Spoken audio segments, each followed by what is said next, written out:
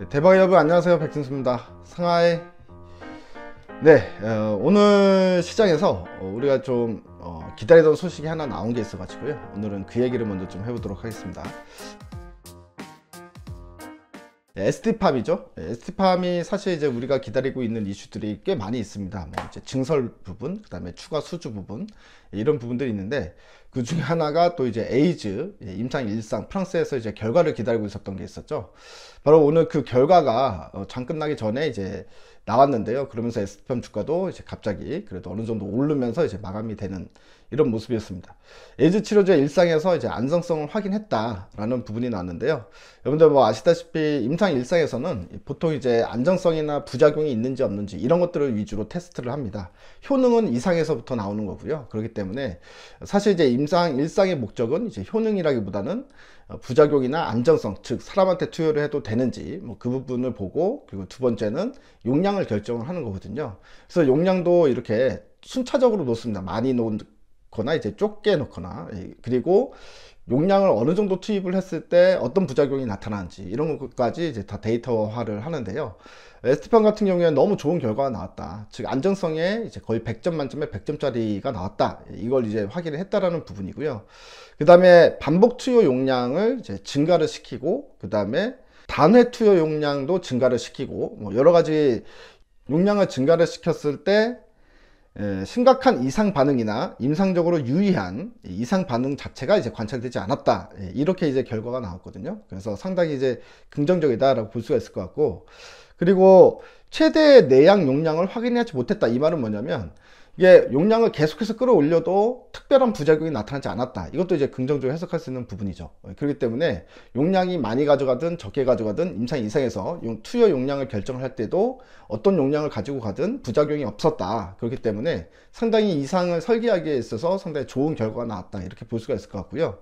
그리고 약물의 투여 용량에 따라서 노출이 비례적으로 증가함을 확인했다라는 부분은, 일단 기본적으로 약물이 소량만 이제 결정을 해서 투여를 하기보다는 오히려 약물을 조금 많이, 지금 현재 이제 테스트한 부분 중에서 가장 많이 용량을 투여하는 게 오히려 더 좋은, 효능적인 부분에 있어서도 좋은 결과를 끌어낼 수 있겠구나 라고 유추할 수 있는 부분인 것 같습니다. 자, 그러면서 임상 일상의 이 자세한 결과는 이제 이번 달 29일부터 8월 2일까지 캐나다 몬트리올에서 열리는 세계 최대 에이즈 학회에서 이제 발표를 하겠다라고 이야기를 했거든요.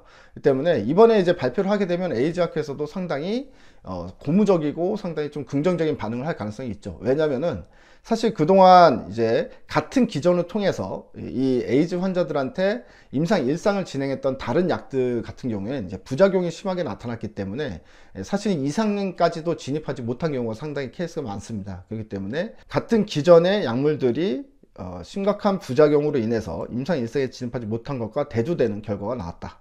이 때문에 혁신 신약으로서 STP-040의 임상적 가치가 높아질 것이다, 이렇게 이야기를 하고 있거든요. 그렇기 때문에 학회에서도 상당히 큰 이슈가 될 가능성이 있다. 그리고 일단 지금 일상을 끝나고 이제 그 결과를 기다리는 동안에 이미 이상에 대한 지금 모델이 들어갔죠. 준비가 들어갔습니다. 그래서 미국에서 임상 이상 2-A를 이제 진행할 준비를 하고 있는 상황이기 때문에, 자, 우리가 이제 정말 중요한 결과는 임상 이상에서 좀 봐야 되겠죠. 임상 이상 다 끝나고 과정이 나오고 또 이제 결과 나오고, 이걸 기다리려면 시간이 좀 걸리겠지만 어쨌든 에이즈 치료제에 있어서도 mRNA의 방식으로 충분히 에이즈 치료제를 이제 극복할 수 있다라는 생각이 듭니다. 예전에 한번 제가 말씀드렸었는데요, 우리 코로나가 사실은 이제 DNA 바이러스가 아니라 RNA 바이러스다라고 설명을 드린 적이 있죠. RNA 바이러스는 사실 백신이나 치료제 만드는 게 힘든 이유가 자꾸 변형을 하기 때문에 그렇다.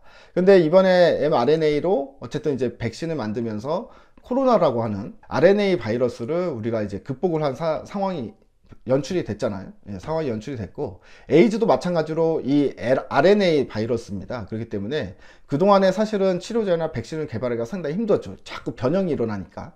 근데 이번에도 사실 RNA 같은 경우에 이제 안전성이 확보가 됐기 때문에 드디어 이제 이상에서 효과가 있는지 이걸 우리가 확인해 볼 수 있을 부분이고, 저는 ST팜이 충분히 뭐 기대를 해도 좋다, 이렇게 생각하고 있지만, 어쨌든 뭐 결과가 나오려면 이상 같은 경우에는 가장 중요한 임상이 되겠죠. 3상 들어가기 전에. 이상 같은 경우에는 어차피 좀 시간이 걸릴 거기 때문에 그 동안에 어쨌든 기대감만 키우는 것만으로도 상당히 좀 긍정적이지 않나, 뭐 이렇게 좀 판단이 됩니다. 그리고 이제 무엇보다 에스트팜은 이 에이즈 치료제가 이제 메인인 회사가 아니잖아요. 그리고 오늘도 아주 소량이긴 합니다만 이제 뭐 한 100억 미만이긴 하지만 어쨌든 추가 수주가 또 나왔습니다. 그래서 에스트팜은 지금 이제 증설이 끝나면 계속해서 이제 우리가 기다리고 있던 막 추가 수주 소식들도 막 나오기 시작할 거예요. 그러니까 계속해서 이제 호재가 만발한 기업이다. 근데 지금 현재 이제 장을 못 만나서 이 부분이긴 하지만 사실 다른 바이오 기업들과 비교를 했을 때는 사실 하락폭이 가장 적은 또 바이오주이기도 하죠. 그만큼 어떻게 보면 안전성이 보장이 됐기 때문에 그래도 하반 경직성이 좀 있는 거 아니냐, 뭐 이렇게 좀 판단을 해보고 있습니다. 그래서 에스트팜은 뭐 시장이 어쨌든 간에 결과적으로는 제가 여러분들께 우리 대박이님께 말씀드리다시피 꽤 많은 주가 상승이 충분히 나타날 수 있을 만한 모멘텀을 보유하고 있는 회사다, 뭐 이렇게 생각하는 거에는 전혀 뭐 의심을 하지 않고 있다, 뭐 이렇게 다시 한번 여러분께 좀 말씀을 드리고요. 그리고 삼성전자도 기다리던 소식이 나왔죠. 3나노 GAA 드디어 이제 3나노에 성공했다라는 소식이 나왔습니다. 삼성전자 주가도 계속해서 떨어지고는 있지만 삼성전자도 마찬가지로 ST팜처럼 본인들이 원래 계획했던 대로 차근차근 가고는 있는 것 같아요. 물론 지금 현재 디램 시황이 또 다시 너무 안 좋아졌습니다. 이런 부분 때문에 삼성전자 주가도 당장에 올라가기 힘들다 이렇게 생각할 수는 있지만 어쨌든 3나노에서 TSMC를 먼저 이기고 먼저 출발을 한 거라는 거는 상당히 고무적이고요. 물론 이제 수율이 중요하겠죠. 지금 현재 이제 스타트가 됐다라는 부분이고 수율을 쭉 끌어올려서 50% 이상의 수율을 달성했다라는 소식이 나오면 그때는 이제 진짜로 TSMC와 경쟁을 할 수 있는 그런 상황으로 좀 갈 수 있을 것이다 라고 생각이 듭니다.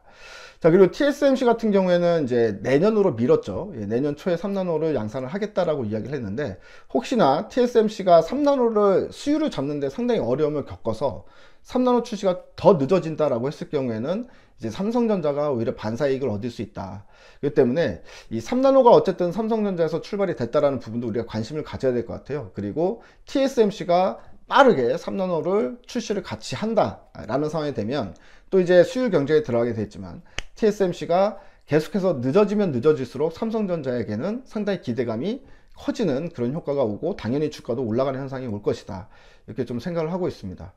자, 어찌 됐든 간에 지금 현재 종목들의 이슈가 중요한 게 아니라 시장의 이슈가 모든 이슈들을 다 잡아먹고 있는 상황이잖아요. 그래서 결국엔 시장의 반등이 언제 나올 것이냐, 이게 가장 중요한 포인트가 되는데 결과적으로 지금 7월 달에 우리가 이 일정을 보게 되면 또 가장 중요한 이슈가 13일에 있습니다. 13일에 또 CPI 소비자 물가지수, 그러니까 지난달 거죠. 6월 소비자 물가지수가 발표가 되기 때문에 과연 6월 소비자 물가지수를 봤을 때 그동안이랑 다르게 일단 인플레이션이 고점 찍는 어떤 현상이 나타나느냐, 그런 부분들이 우리가 확인이 되면 주가는 상당히 좀 급하게 바닥권에서 치고 올라갈 수 있는 여지가 생긴다. 근데 이제 13일 전에는 뭐 특별한 이슈는 없기 때문에요. 13일까지는 시장이 계속 이렇게 변동성이 있을 것 같아요. 위아래 좀 올라가면 좀 떨어지고, 떨어졌다가 올라가고, 좀 재미없는 이런 횡보 구간을 겪을 가능성이 있다. 최근에 변동성 자체가 커졌기 때문에 사실 뭐 시장이 지금 현재 뭐 겁나신 분들도 상당히 많으실 것 같아요. 한 번 더 때려 맞을 수도 있고, 투매를 유발할 수도 있고, 뭐 그런 상황이 연출이 될 수도 있지만, 제가 뭐 계속 말씀드렸다시피 우리 대박인들 좀 견디셔라. 그리고 절대 저점에서 매도하는 운은 범하지 말자. 그것만 범하지 말자. 그 시장이 올라오고 나서 그 다음에 뭐 손절을 할지 뭘 할지 또 어떻게 리밸런싱을 할지 이런 거는 그때 가서 이야기하는 게 가장 좋을 것 같고요. 지금 같은 경우에는 섣불리 움직이지 않고 일단은 시간이 좀 걸리더라도 올라올 때까지 기다리는 게 맞지 않나 싶은 생각이 듭니다. 당연히 SP팜도 마찬가지고요. 그리고 13일 날 CPI 이번에는 사실 인플레가 어느 정도 꺾이는 흐름이 나타날 것 같아요. 제 개인적인 생각을 봤을 때는 수치가 그렇게 높게 나오진 않을 것 같다 싶은 생각이 듭니다. 이유는 6월 달에 그래도 경기 둔화 우려감 때문에 비철금속이나 이제 철강 쪽 같은 경우에는 가격이 많이 조정이 나왔거든요. 물론 유가는 크게 조정이 나오진 않았지만, 그래서 이런 부분들로 인해서 어느 정도 가격 조정이 생긴 부분들이 군데군데 있습니다. 존재하기 때문에 CPI가 이제 뭐 6월 달은 그렇게 큰 수치가 나오진 않을 것 같다. 그러면 사실 이제 인플레에 대한 고점 이야기가 다시 한번 이야기가 나오면서 시장이 안도랠리가 나올 수 있다.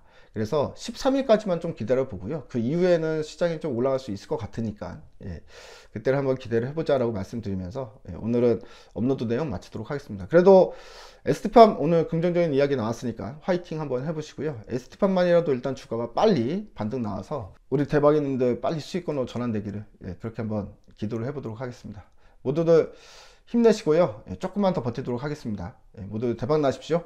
대박.